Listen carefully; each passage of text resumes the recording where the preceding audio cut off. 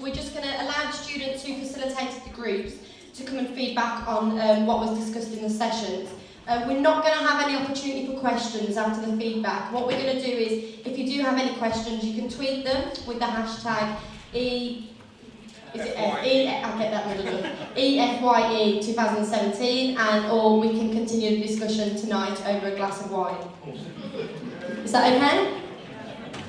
The best discussions happen over wine. Okay, so can I have the student who led the session on student-led module in the programme? How can you construct this? If you would like to come forward. Come on down. So the 3 bullet points that summarise the discussion. Hello everyone, and thank you. The group was with me and Miss Job. It was very nice to meet you guys. So the 3 bullet points. Number 1, present the purpose of the module and the benefits that the students will gain, because you want to know the intentions of the module. Second, identify the group participants, that is the students and the staff constructing the module. And 3, support the students and give the skills they need to co-construct the module. That is, for example, the first semester you will let them to co-construct this model, and the second semester they will actually participate in the module that they have made. And this will be very motivating because this is their own product. And you can also let them choose if they want to have a pass or fail setup or a credit setup. Thank you. Thank you very much. Okay, so the student who led the constructing approach that aims to develop first year student expectations using a pre-induction initiative. Sorry, you're on the end. So the 3 bullet points that summarise the discussion, please. Okay, so I'm going to do it as 3 phases. So first of all, I'd like to thank my group who were already brilliant at taking part and speaking up.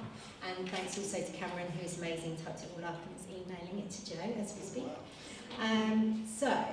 Just to say that our initiative will obviously be a co-collaboration with students, probably using student ambassadors or the student union or student peers. And the first phase will be, initially there'll be a link sent out to students when they have had their place confirmed, but before they actually get to Freshers Week. And the first phase of that will offer 5 videos which are made by and starring students. And we kind of took your points, Joe, that there's certain areas that have sort of got a commonality about them, which is finance, social, academic, health, and we added well-being as well. And we wanted to get across the idea of what students' expectations may be and what they can be anxious about. And they can click on the videos and then watch another student in action. And then leading on from this, to make it more individually focused, because that's across the board, we would then be offering the chance to meet a student ambassador or student rep or student mentor that they can be connected with, and they could do that virtually, so that could be via Skype or something like that, or it could be face-to-face coming to campus, depending on people's opportunities for getting in to the uni. And then the final phase, phase 3, would be some tasks to do, because as Joe said, once you get that offer of coming to uni, you're excited and curious, and that you want things to do to feel like a real university student. So there would be some opt-in tasks to do, probably through Blackboard, so that already students are getting to use that platform before they come to university. So yeah, that's our initiative. Thanks, Joe. Thank you very much.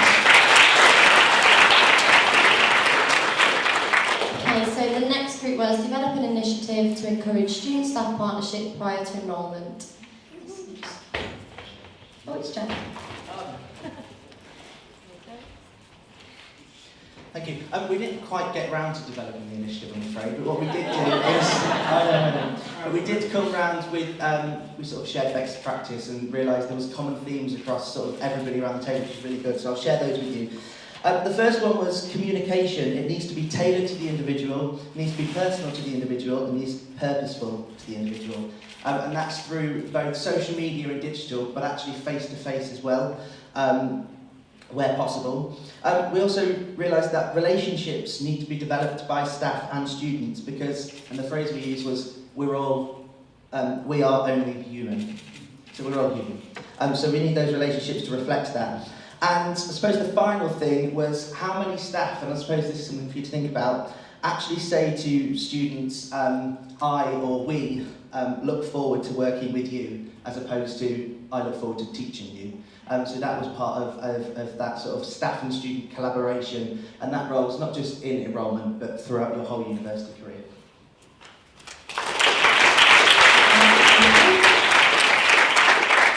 And then the next group was, how in partnership can you modernise perceptions of student representative bodies? Come on down. Hello. Right, so before we got started, we all agreed that it couldn't be pinned down what in one international context, because every context is different, and it was quite a broad question. Thanks, Joe. The first point we got, we had like a little strap line for each point, so do indulge me there. So we had, number one was, we all live in different places on the rainbow, and recognising that student and staff partnerships happen on a spectrum, and that they are organic and need to adapt in line with the needs of students. The second one was, don't survey them, talk to them. Empower students to have a visible impact. Showcase the journey and destination of the student voice. You said we did, but like build it out more. You know, you asked, we acted kind of campaigns, it was tying into that. And then the third point was, be a critical friend. Student representative bodies need to evolve to respect and reflect people as equal individuals first, staff and students second, and the contributions and perspectives of everyone. And we had one last little underpinning point, which I can't find. Wake up and smell the coffee, ain't 1974. Are we talking about the same reality? Thanks.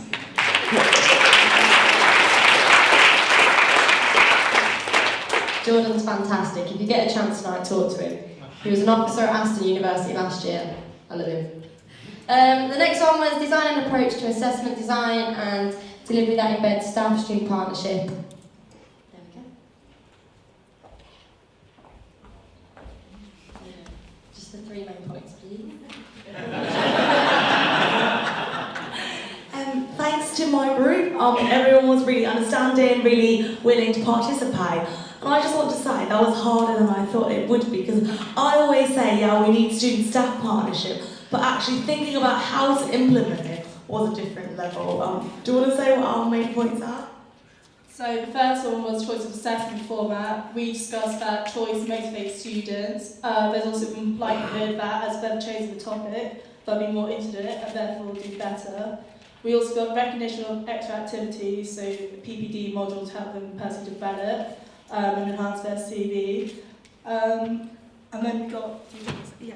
So basically, staff and students need to be on the same level of understanding of how feedback's been given, so the language of feedback, how to communicate, students need to, that was before the feedback for the assessment was even given. Ensure that students understand the intentions of the assessment, and then work together in designing the assessment. That's all part of the same point by both students and staff understand both the assessment and the feedback. Thank you. Thank you.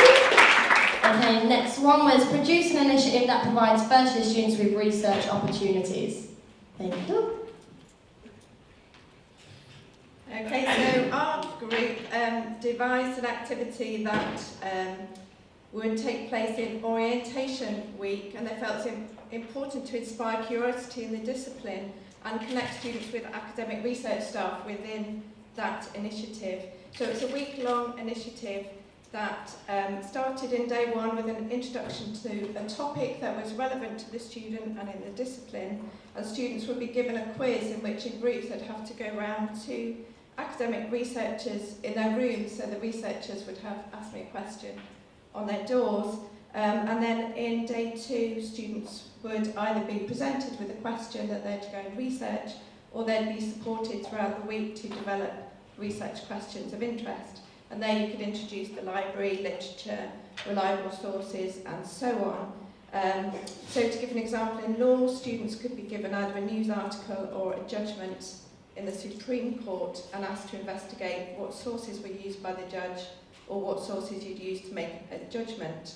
And then on Friday there would feedback in the groups, but what our group felt was really important was that it was about the research process and about inspiring curiosity and connecting students with each other in the group, and with academic research staff within their discipline would be key to that initiative. Thank you. Thank you very much.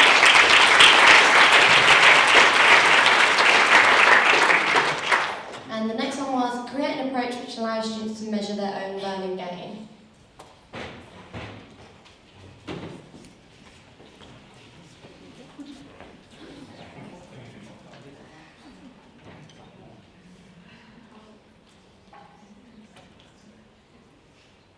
Well, we had a private schools app to monitor your progress. So this will consist of basically it will have different phases, and it will have different skills that you set for yourself. And if you believe that you have progressed to the next phase, then you can add that on. But the main thing is that it's an app. To add on that idea, where you use it to measure learning gain, the idea of the app is to reward progress with electronic badges, which can be shared upon Facebook or LinkedIn. And another approach we had from our discussion was that a self-report evaluation before and after classes, where it can be used as a long-term calculation to see where students can see where they are.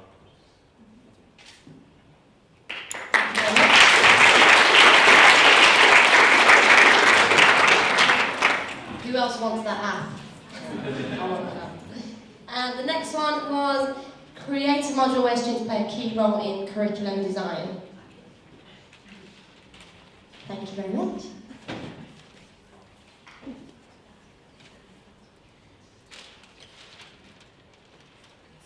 At first, there were all these ideas. They struggled to answer the question. I think that was because they were still thinking as a staff member. Then they took Joe as an inspiration, and these are the beautiful results. 1. Give the student the module intended learning outcomes and skills, and get them to the design, thought and assessments. 2. Ask student focus groups what skills they would like to have when they attain their degree. And 3. Use facilitators, not academics. Meet with students and staff about module and curriculum design. Yes.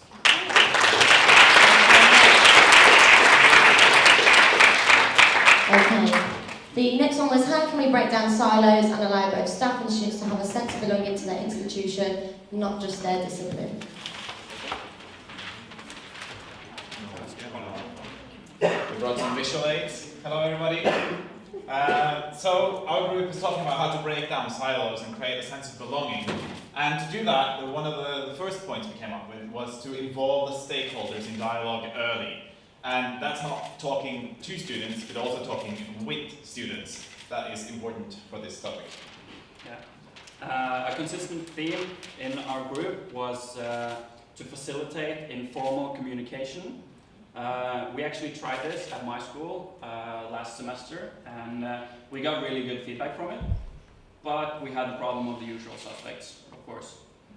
Also, number 3 is to try and create a shared goal and values. We don't know how, but if we could get a shared goal that both students and teachers, staff share, people could unite around that. We also wanted to give a bonus shout out to Joe's point about explaining the intentions behind behavior. Yeah, thank you.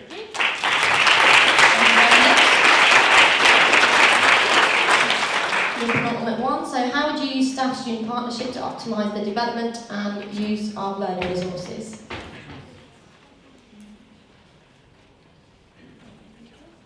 Hello everyone. First of all, we had a nice conversation with the group we had. This was a small group, but we had a little discussion about what do we understand about resources.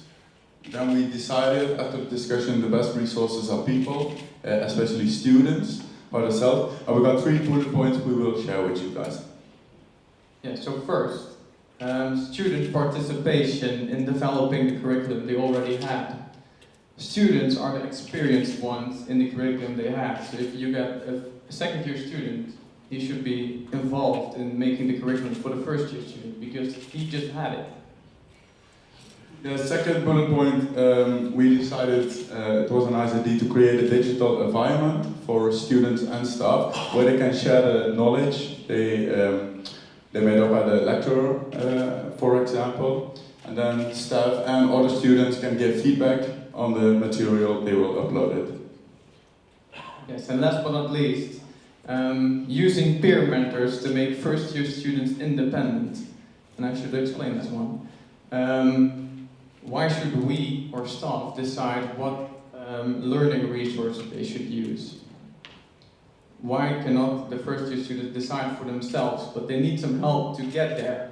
So peer mentors went through the same experience. So they should be the bridge to help first-year students be independent in the way they use the learning resources.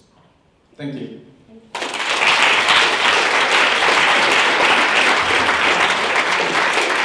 Last but not least, how could staff-student partnership enhance the technological skills of the university population? So technological skills, many of the past speakers have just talked about creating apps using technological skills pretty much, whether a student can do that or staff. So our points are, we looked at the keynote from yesterday in introducing social media. So a great point by Russell, whoever Russell is to have a hashtag of the module code. So if you use social media, you can ask a question, the lecturers can reply, maybe students that have been on the course before can use it. So that's using technology to increase the student participation. We've also got senior students teaching junior students. This is also relating to senior students or junior students teaching staff or helping staff. Most of these ideas also help staff in that we relieve their work pressure because we're helping them. Students are able to help them with their workflow. So senior students know the hiccups and can best assist with peer learning through that method. And online delivery to allow students to learn at their own pace. Being on a technical course myself, I learn a lot on the internet, not just on my course. And I also watch a lot of YouTube video series on programming and so forth. And we come up with, if maybe we challenge the learning perceptions of university, maybe we don't have to go to university to learn, maybe there can be a summer course that we can watch in our own time to learn a specific language or so forth, as well as teaching staff different things so they can implement it into their lessons. So that's all.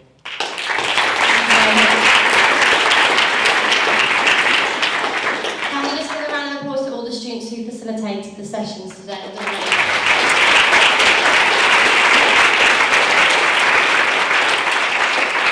What I'm going to do quickly is just summarise some of those points that I've pulled out, and then I think we're going to have a photo of all the student facilitators at the front, and then we can continue the discussions later. First of all, though, thank you for participating in this afternoon. It's been really exciting to see the outcome. What we will plan to do now is we're hopefully looking as the organisers to go away with all the information and produce something from this session. So whether that's like a research journal or something like that, we've been offered some publishing opportunities, but we'd quite like to bring something back next year as well. So thank you for all your commitment and the opinions that you've offered today. So a few things that I pulled out for that was simply just talk to students. That's a good theme. Connecting, not contacting, great to see that's come through the keynote as well. And individuality and really celebrating that and celebrating who students are as individuals. I really like the saying I and not we, and changing the language that we talk with when we're approaching students. Giving students choice and options to explore because that motivates. There's a lot of emphasis on digital as well, not only digital engagement and partnership, but actually utilising digital platforms to find out where students are and speak to students where they're spending a lot of time. And then the last one was that students have the experience, so utilise their expertise. And I think that's a nice summary of what this afternoon's been. So I don't know if the student facilitators would like to come to the front and get a photo. Everyone tweet now. Yay! And then we will lead the session and then continue the discussions tonight. And I hope you've all had a great day at conference.